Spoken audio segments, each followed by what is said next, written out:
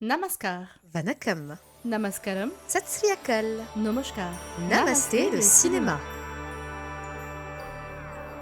Nous sommes le vendredi 17 octobre 2025 et voici les actualités du grand et du petit écran indien, décryptées en exclusivité par Bolly & Co. Salut Asma, comment ça va? Écoute, dans 3 715 200 secondes, je serai dans mon avion pour la Thaïlande. Hein? Bon, il me reste 43 jours à tenir, week-end inclus. Courage meuf. Merci. Et toi, what's up? À peine revenue de mon voyage éclair à Paris que je repars déjà à Londres dès ce week-end. Wow, Alors physiquement, je suis crevée, mais moralement, ça me remet d'aplomb. top. Mais je crois comprendre que toi, tu n'es pas aussi enthousiaste. Pire, je suis vénère. Car le 11 octobre dernier ont eu lieu les Filmfare Awards portant sur les films hindi sortis en 2024. Notez par ailleurs que désormais, les Bolly & Co Awards sont en avance sur les Filmfare et vous pourrez trouver notre palmarès sur les épisodes 100 et 101 sortis durant l'été. Qui est largement meilleur.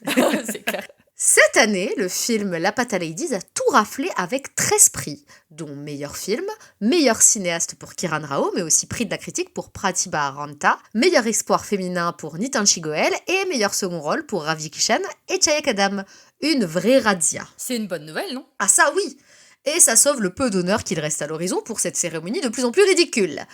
Puisqu'il y a aussi des victoires qui, personnellement, me dépassent. Ah bon, lesquels, voyons? Par exemple, laisse-moi réfléchir. Alia Bhatt qui remporte son 6e Filmfare Award de la meilleure actrice, devenant officiellement la plus grande lauréate de la catégorie. Pardon, mais pour quel film? Jigra, un film d'action qui a fait un four au box-office et qui a reçu un accueil très tiède de la critique.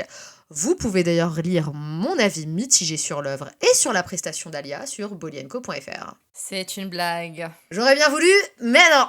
Et comme j'ai l'impression que Karan Johar, son mentor slash gourou slash parrain de la pègre de Bollywood, y est pour quelque chose.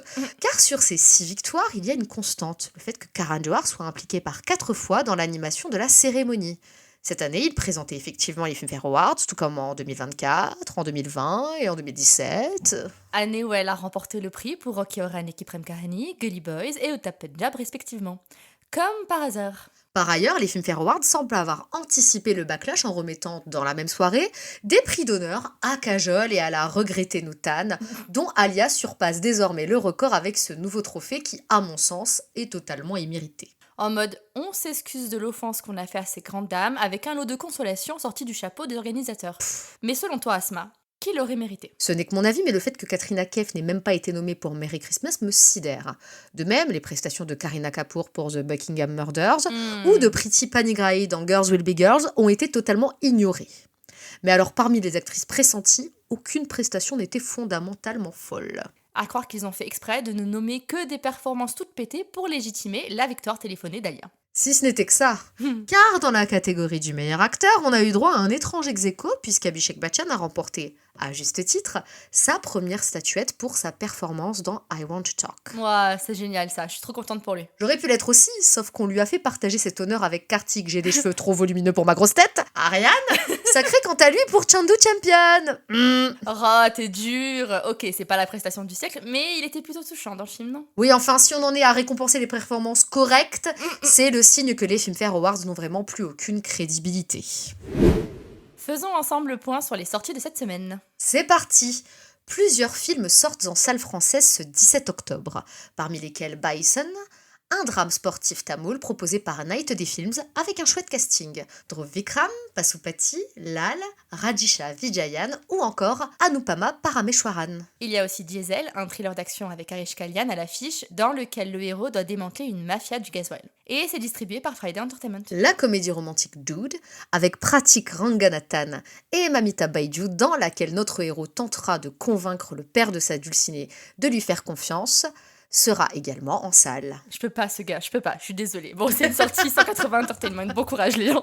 Le film d'horreur pakistanais The Mark s'offre quant à lui quelques séances franciliennes avec Friday Entertainment. De même pour la comédie telugu Mitra Mandali, qui marque les débuts au cinéma telugu de l'influenceuse Niharika NM, en séance limitée grâce à Night des films. La fresque Kannada Kantara A Legend Chapter 1 et le drame tamoul Idli Kadai entament de leur côté leur 3e semaine d'exploitation. Et par avance, Night des films nous annonce pour le 21 octobre prochain la sortie de Tama, comédie romantique horrifique appartenant à l'univers de Stree, Bedia et Munja, le tout avec Ayushmann Khurrana et Rashmika Mandanna à sa distribution. Du côté de la SVOD, Akshardham Operation Vajra Shakti, un film de commando avec Akshay Khanna et Gautam Rodé, est disponible sur Z5 depuis le 10 octobre. Toujours sur la plateforme, découvrez la série de gangsters Murshid avec l'excellent KK Menon, et ce depuis le 14 octobre. Enfin, dès le 17 octobre est en ligne Bhagvat, un thriller policier avec Arshad Varsi et Jitendra Kumar. On précise que toutes ces nouveautés sorties sur Z5 sont disponibles uniquement avec des sous-titres anglais.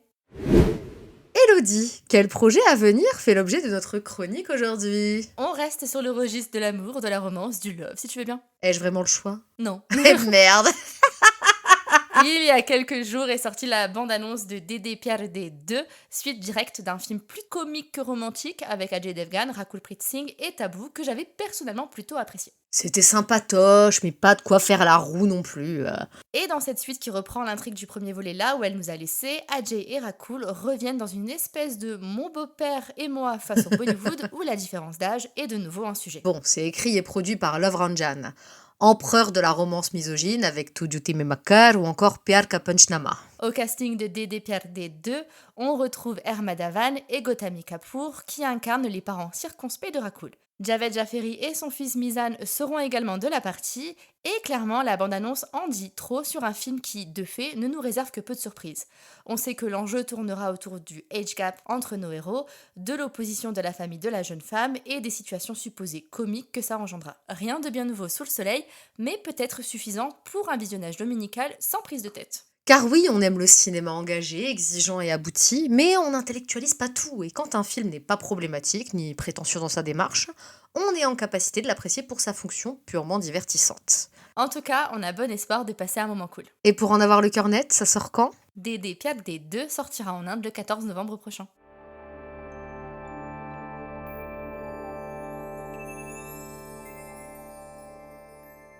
Et c'est tout pour aujourd'hui, merci de nous avoir écoutés. C'est sur la recommandation de la semaine que l'on se quitte. Vous êtes d'humeur à évacuer? Vous avez envie de chialer salement au point que votre nez se mette à couler comme celui d'un gosse en plein hiver? Alors on vous conseille The Goat Life de Blessy, sorti en 2024 avec Prithviraj et Jimmy Jean-Louis à son casting. L'occasion pour nous de vous rappeler que ce drame de survie en langue malayalam est désormais disponible sur Netflix, notamment en version doublée. Et avant de partir, on vous rappelle aussi qu'il n'y aura pas d'épisode la semaine prochaine, puisque Madame s'envole pour London. Mais on revient très vite dans Namasté le cinéma.